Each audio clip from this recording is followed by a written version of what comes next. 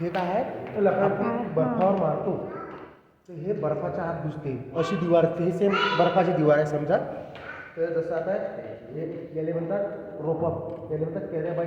तो सनग्लास असतो तो लय महाग ग्लास आहे. हे सगळं हा ड्रेस शूट कम से कम तसं मॅक्झिमम पाहिलं तर 80 लाखात लोक जाईल हा पुरा एवढा ड्रेस. अरे बापरे. तर हे विंग चीटर आहे, हे विंग चीटर म्हणतात याला.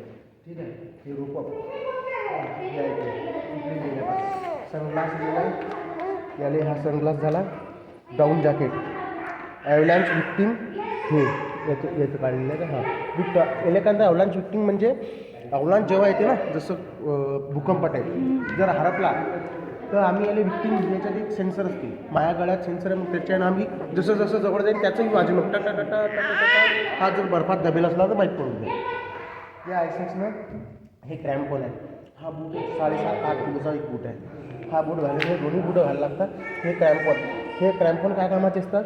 जसं हे भिंत आहे ना ते आयसेक्स आहे ते दुसरा काढा लागते एक वर मार लागते मग ते आयसेक्सनं असं वर चढला की दुसरा मार लागते त्यांना. ठीक आहे, पहिले क्रॅम्पॉन्स बनतात. पहिले हा बूट आहे, याने बुटाचा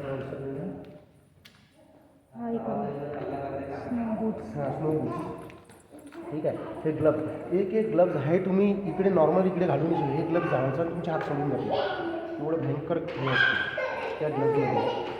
आणि बाकी हे कॅराबाईन्स हे कॅराबाईन्स तुमचं किती टन वजन असू दे हे कॅराबाईन्स हे जे ना एक जहाज असेल ते कॅराबाईन एवढं भयंकर आहे. याचं हे आहे झालं. अजून मेन म्हणजे हे सनग्लास वगैरे झाले. हे हतोडी आहे, हे बर्फ वगैरे करण्यासाठी.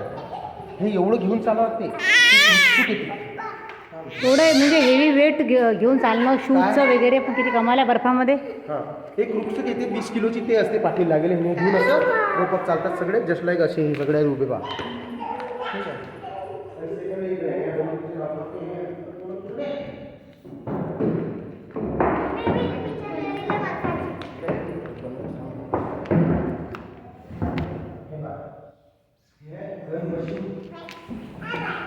बोरिंग ठीक आहे, हे गन मशीन आहे. हे तिची बोरिंग आहे, हे लागते समोर. ठीक आहे.